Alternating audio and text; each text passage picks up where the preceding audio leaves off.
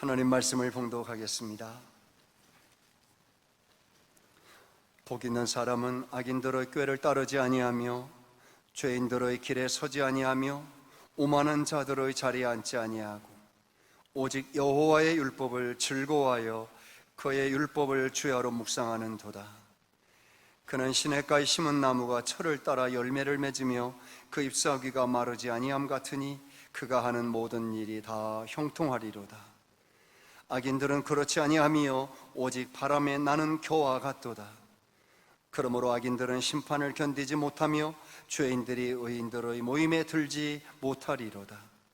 무릇 의인들의 길은 여호와께서 인정하시나 악인들의 길은 망하리로다.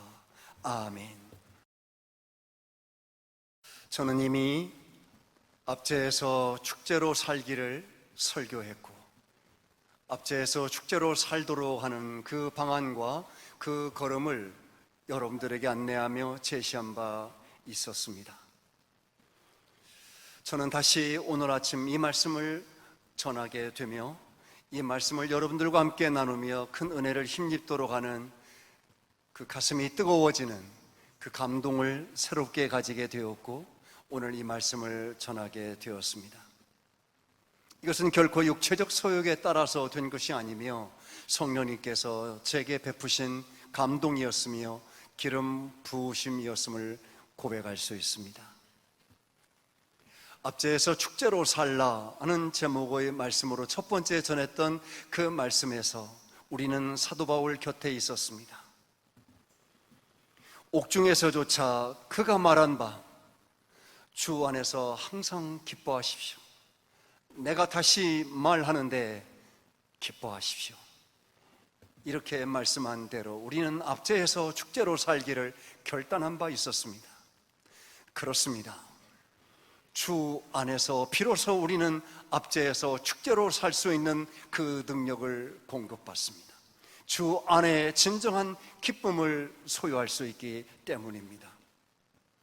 성도 여러분, 저는 오늘 아침 다시 구약 성경으로 나아가 오늘 본문을 통해서 재차 도전하고 이 말씀을 통해서 우리로 하여금 압제에서 축제로 살게 하시는 그 하나님의 은혜를 구하며 함께 기도하기를 원했습니다.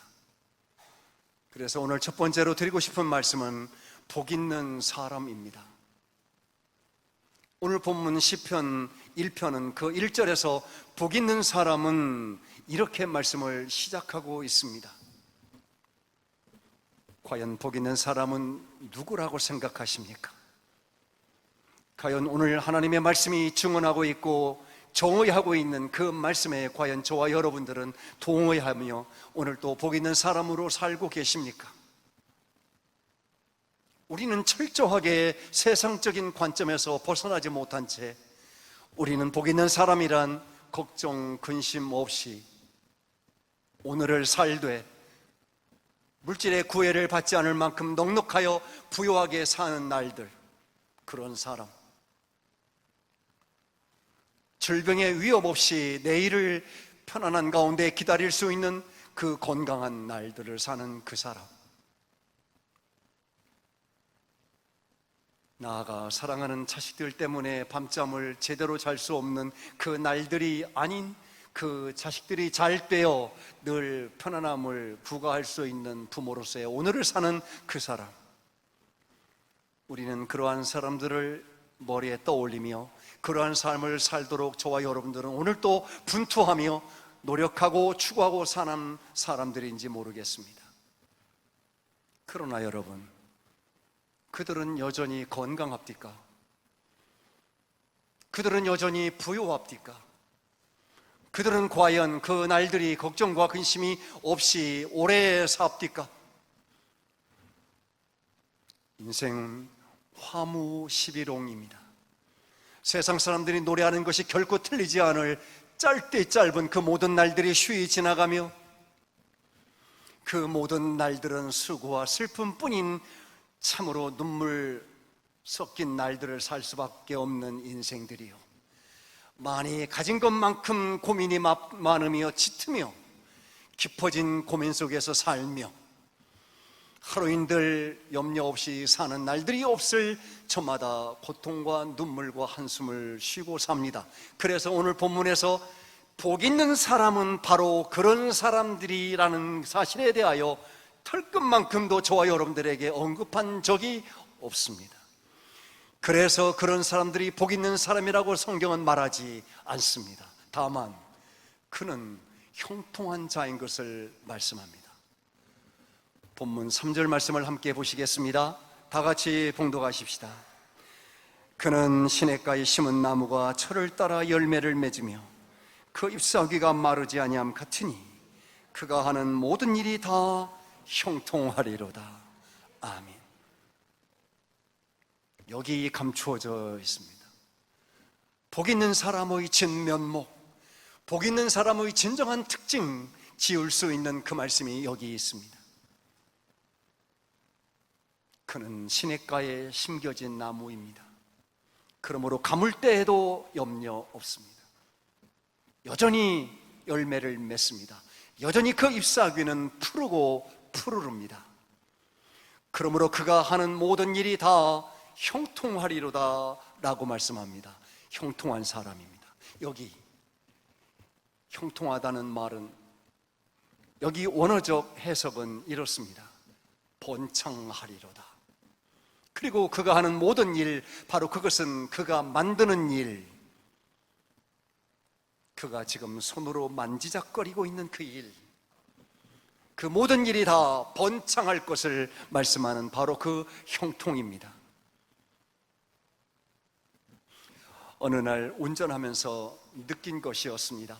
여러분들도 그러시겠지만 왜 매 신호등마다 빨강불입니까? 갈 길은 급한데 신호등 앞에서 주저하는 것은 그야말로 못 견딜 만큼 답답한 노릇입니다. 숨이 넘어갈 것 같습니다. 신호체계가 전주까지 가는데 빨강불 한 번만 법 위반하면 계속 파란불을 만날 수 있습니다. 그런 유혹도 자주 받습니다. 그런데 빨강불입니다. 그런데 어느 날 계속 파란불입니다. 아니, 초록불입니다. 일사천리로 달려갈 수 있었고 그날 기분이 너무 좋았습니다. 그리고 언뜻 떠오른 생각, 시편 1편의 오늘 본문의 말씀 가운데 형통, 그 말씀이 떠올랐습니다. 아, 이게 형통인가? 그렇습니까? 결론부터 말씀드리자면 그런 것이 형통이 아닙니다. 성도 여러분, 그는 시냇가에 심겨졌고 그는 가물 때에도 걱정이 없을 만하며 철을 따라 열매를 맺을 만하고, 그리고 그가 만드는 모든 것은 번창하게 될 것, 이것의 진면목은 그 다음 절로 나아가 보며 두 번째 드린 말씀이 더욱더 밝혀낼 것입니다. 복 있는 사람, 그를 위하여 저와 여러분들이 행할 일을, 그 형통하며 번창하는 날들을 위하여 말씀하고 있는 그 말씀을 우리 보시겠습니다. 2절입니다. 함께 보시겠습니다. 2절입니다. 오직 여호와의 율법을 즐거워하여 그의 율법을 주야로 묵상하는 도다. 아멘. 두 번째 드리고 싶은 말씀은 복 있는 사람, 형통한 자, 곧 번창하는 삶을 사는 그 아름다운 생애로 압제에서도 그야말로 축제로 살아갈 수 있도록 하게 하는 이 위대한 하나님의 약속, 그 길을 제시하고 있는 그것은 여호와의 말씀을 사랑하는 그것입니다. 하나님의 말씀을 사랑하십시오. 2절이 그렇거니와, 그러면 1절을 다시 한번 봉독하겠습니다. 1절입니다. 복 있는 사람은 악인들의 꾀를 따르지 아니하며 죄인들의 길에 서지 아니하며 오만한 자들의 자리에 앉지 아니하고. 아멘. 혹시 여러분 느끼셨을지 모르겠습니다만 오늘 이 설교가 진행되는 동안에 1절부터 3절까지가 거꾸로 소개되고 있지 않습니까?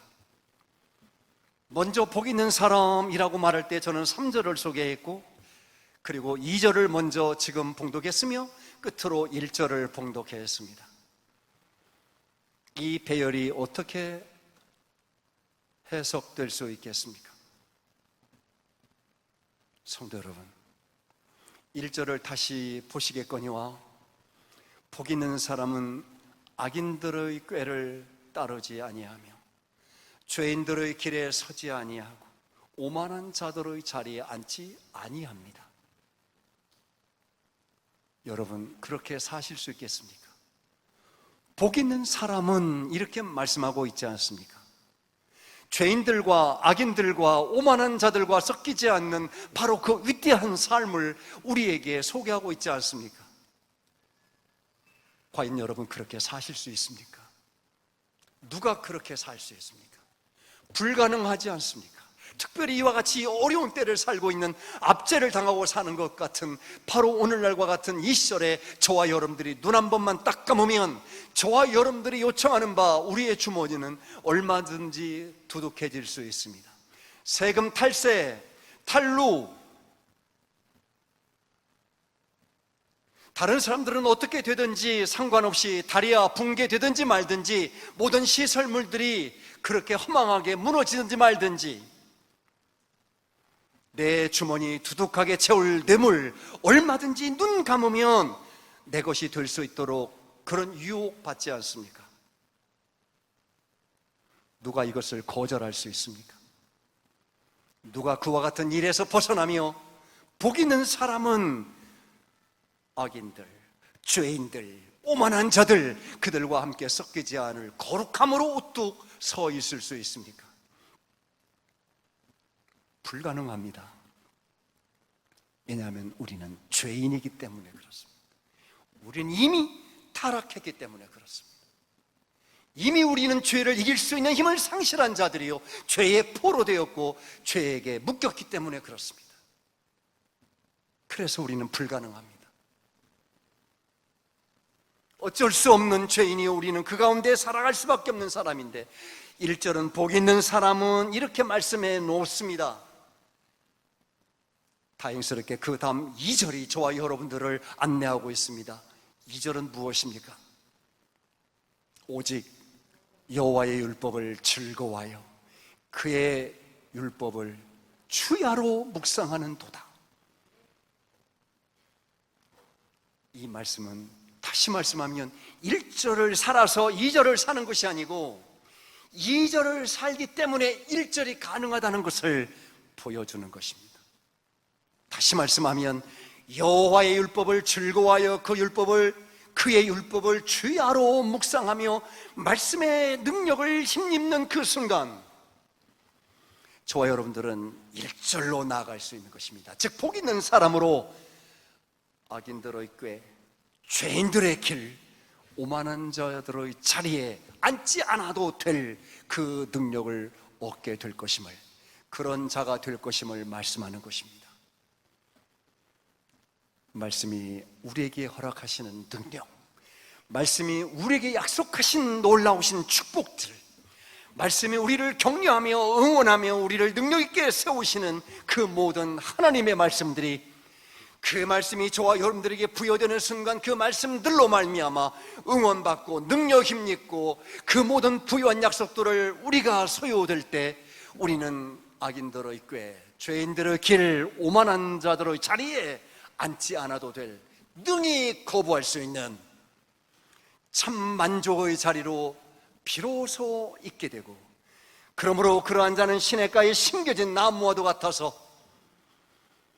가물 때에도 걱정 없이 철을 따라 열매를 맺으며 그 잎사귀가 마르지 아니함 같아 우리가 하는 일, 매만지는 일, 만드는 그 모든 일들은 번창하여 열매를 맺어가며 가장 복된 날을 살아 이 압제 때에도 결단코 두려움이 없을, 가뭄과 같은 압제 때에도 우리는 축제로 살아갈 수 있는 그 능력을 우리 하나님께로부터 공급받을 수 있음을 약속하고 있는 것입니다.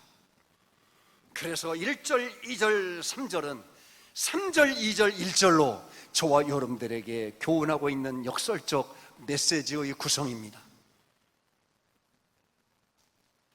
성도 여러분, 제가 요즘 많이 행복해 보이지 않습니까?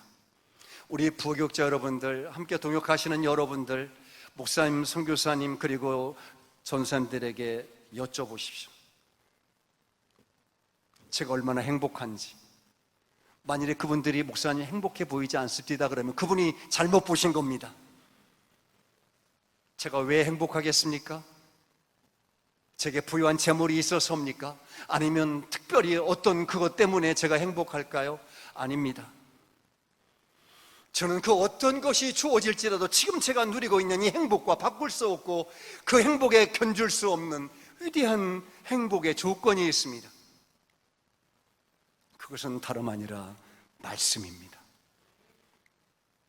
저는 설교자로서 얼마나 행복한 시절을 살고 있는 목사인지 모릅니다. 언제가 저는 스스로를 발견하며 깜짝 놀랐습니다. 주일을 기다리고 있는 목사가 행복하지 않은 것입니다.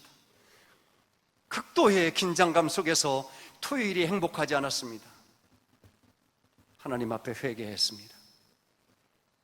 주일을 기다리는 성도들 가운데 가장 행복해할 사람이 목사이어야 하거늘 왜 목사는 행복하지 못한가? 저는 회개하면서 이제부터는 그렇게 살지 않습니다. 토요일은 놉니다. 얼마나 재미있게 노는지 모릅니다. 왜요? 내일이 주일이기 때문입니다. 걸어가신 주님의 날을 기다리면서 저는 즐겁고 행복합니다. 그래서 주님께서는 저를 세상에 내보내시면서 오늘 재밌게 놀다 와 그러시는 주님의 음성을 제가 들을 만큼 합니다. 얼마나 좋은지 모릅니다. 왜 그렇습니까? 말씀 때문에 그렇습니다. 하나님의 거룩하신 말씀들이 줄을 잇고 있습니다. 전에 제가 주일을 기다릴 때 초조하여 이번 주일은 어떤 말씀을 전하나 고민하며 설교집을 뒤지며 이 책 저 책 뒤지며 그렇게 분주히 오갔다면 지금은 아닙니다.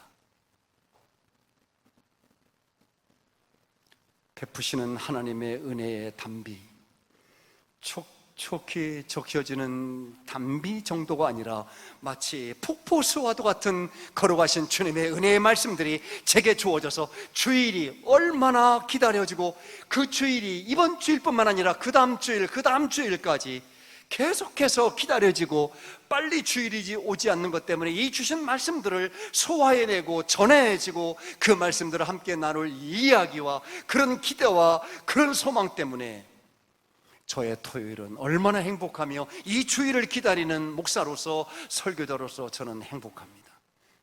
그리고 단순히 그것은 말씀을 전하는 설교자이어서가 아니라 제 삶에 들여오진 모든 환경들, 즉 압제, 죽을 것 같은, 호흡을 더 이상 할 수 없을 것 같은, 내일의 희망이 없을 것 같은 절망 속에서조차도 우리 하나님의 영광을 보고 즐거워하며 그 은혜를 기뻐하며 감사하며 소망 중에 즐거워하는 그 능력으로 서서 오늘을 산다는 사실입니다. 압제에서 축제로 사는 길은 다름이 아니라 여러분에게 주어진 일확천금이 아니라 그것은 잠시 잠깐 사라져버릴 일장춘몽의 일이 될 수 있고 화무시비롱이 될지 모르지만 영원히 쇠하지 아니하며 영원히 빛나는 여호와의 살아계신 말씀이 저와 여러분들을 압제해서 축제로 살게 하는 유일한 능력과 축복의 사실인 것을 저는 믿습니다. 그래서 저는 새벽에 감격에 겨워 울 때가 한두 번이 아닙니다. 하나님 우리 아빠의 베푸시는 자비하신 그 말씀들의 충만으로 말미암아 베풀어 주신 그 은혜로 말미암아 내일을 향하여 바로 지금 세상을 향하여 나아가는 걸음이 결단코 위축될 수가 없습니다.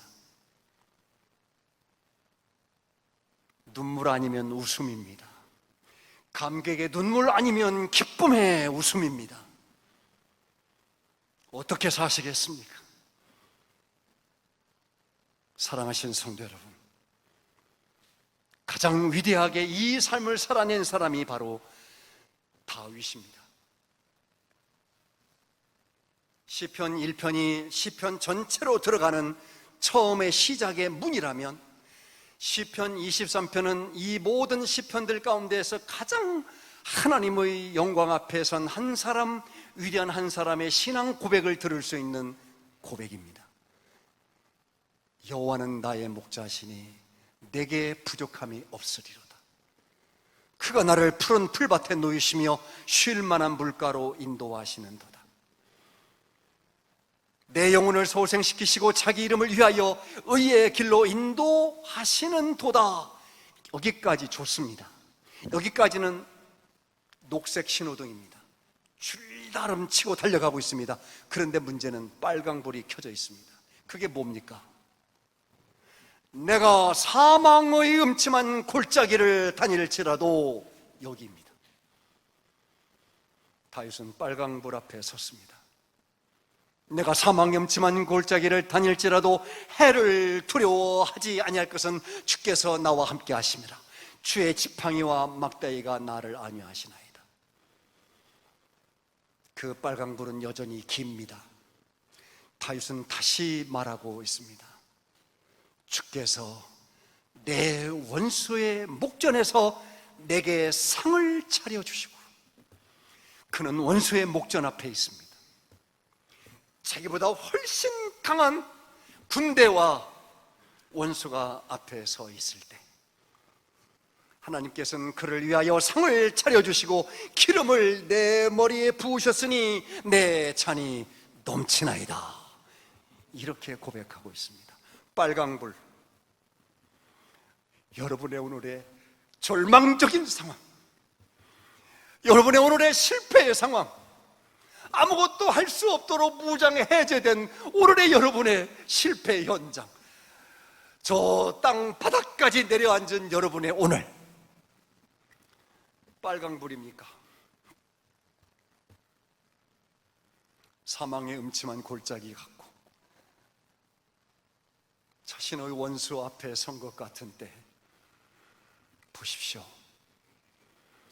하나님과 함께 동행하면서 하나님의 거룩하신 말씀을 사랑하며 그 말씀이 항상 자신 안에 있었던 다윗은 그가 범죄하여 매맞고 하나님 앞에 종아리 맞는 그런 시간들 속에서조차도 어느 날 찾아온 빨강불 앞에 있을 때 사망의 음침한 골짜기를 다닐지라도 해를 두려워하지 않을 것은 주께서 나와 함께 하십니다. 주의 지팡이와 막대기가 나를 안위하시나이다. 주께서 내 원수의 목전에서 내게 상을 차려주시고 기름을 내 머리에 부으셨으니 내 잔이 넘치나이다. 여러분의 잔을 넘치게 해주실 줄로 믿습니다. 여러분의 두려운 모든 상황, 절망적인 상황에서 결단코 그것을 끝이라고 말하지 아니하시고 구원해 내시고 소망으로 이끄실 줄로 믿습니다. 그래서 시편 23편 마지막 절은 위대하게 끝을 맺고 있습니다. 내 평생에 여호와의 선하심과 인자하심이 반드시 나를 따르리니 내가 여호와의 집에 영원히 살리로다. 여기 아이러니한 한 단어가 있습니다. 선하심과 인자하심, 약간 모순된 것 같은 원어적 의미가 있습니다. 선하심과 인자하심이 참 좋아 보입니다마는 선하심과 인자하심이 나를 반드시 따른다고 할 때 이 말씀은 원수가 나를 추격하는 그때 쓰는 단어입니다. 얼마나 빨리 추격해 오는지, 추격하다, 박해하다, 그런 뜻이 바로 선하심과 인자하심이 반드시 나를 따른다는 그런 의미로 쓰여졌습니다. 다윗은 역설적으로 하나님이 얼마나 나를 사랑하셔서 마치 원수를 대적하기 위하여, 나를 대적하기 위해서 쫓아오는 원수의 추격, 얼마나 빠른 추격, 뒤쫓아오는 그 추격으로 자신을 사랑하시는 하나님이 자신을 뒤쫓아오시는지를 역설적으로 표현하고 있는 것이었습니다. 성도 여러분, 하나님이 저와 여러분들을 뒤에서 어슬렁거리면서 오시지 않습니다. 우리 하나님이 한눈 파시면서 다른 곳 바라보시다가 어쩌다가 우리가 아우성하면 그때야 들으시고 뒤늦게 도착하시는 분이 아닙니다. 하나님은 우리가 압제를 당하는 지금도 저와 여러분들을 추격하듯이, 대적을 향하여 추격하듯이 그렇게 우리를 쫓아오시는 하나님, 우리와 함께 하시는 하나님, 우리를 건지시는 하나님이신 것을 믿습니다. 하나님의 말씀을 사랑하고 그 말씀을 곁에 두며 그 말씀이 여러분 안에 계시고 그 말씀이 여러분과 함께 동행하시는 그 순간, 여러분을 대적할 자는 없습니다. 여러분을 무릎을 꿇릴 자는 없습니다. 여러분을 절망에 빠뜨릴 자는 없습니다. 여러분의 눈에서 슬픈 눈물을 흘리게 할 세력은 없습니다. 하나님의 말씀을 폭포수처럼 쏟아붓으신 하나님의 그 은혜의 말씀을 여러분과 제가 더 풍성히 가지게 되기를 소원합니다. 다른 길은 없습니다. 쓸데없는 세상의 그 어떤 것에 허황된 꿈을 꾸지 마십시오. 오직 하나님이 여러분의 삶을 어떻게 응원하시는지 그 하나님의 약속의 말씀을 들으십시오. 그 말씀을 받을 때마다, 그 말씀이 여러분을 응원할 때마다 여러분과 제가 마땅히 감당할 수 있는 능력들이 있으니 악인들의 꾀를 따르지 않을 것이며 죄인들의 길에 서지 않을 것이며 오만한 자들의 자리에 앉지 아니하며 기꺼이 노를 말하며 기꺼이 거부하며 돌아서며 하나님과 함께 곁에 서며 우뚝 서며 우리는 우리의 손으로 만지는 것마다, 우리가 만드는 모든 일들이 그야말로 번창하고 번창하는, 형통하는 그날 복 있는 사람으로 살게 될 것이며, 그래서 저와 여러분은 가물 때에도 걱정 없을 시냇가에 심겨진 나무처럼 압제에서도 축제로 살 것이니 이 은혜로운 삶을 저와 여러분들이 살아낼 수 있기를, 그런 하나님의 은혜와 복주심이 여러분의 삶 가운데 크게 넘쳐나게 되시기를 걸어가신 주 예수님 이름으로 축원드립니다. 하나님 아버지 감사합니다. 오늘 저희들을 이렇게 사랑하시고 복된 길로 이끄시니 우리 하나님은 우리의 참 만족이십니다. 하나님의 말씀 더욱 사랑하며 약속으로 주신 그 말씀들 응원하며 능력을 공급하시는 그 말씀들, 복 있는 사람으로서 날마다 그 말씀 사랑하여 주님과 동행함으로 말미암아 형통한 자 되어 시냇가에 심은 나무처럼 철을 따라 열매를 맺으며 그 잎사귀가 마르지 아니하는, 그래서 만들어가는 모든 일이 번창해가는 최고의 아름다운 역사를 경험하며 사는, 빨강불 앞에서도 결단코 낙심하지 않을 하나님으로 말미암아 사는 그 복 있는 사람으로 살게 하여 주시옵소서. 예수님 이름으로 기도드리옵나이다. 아멘.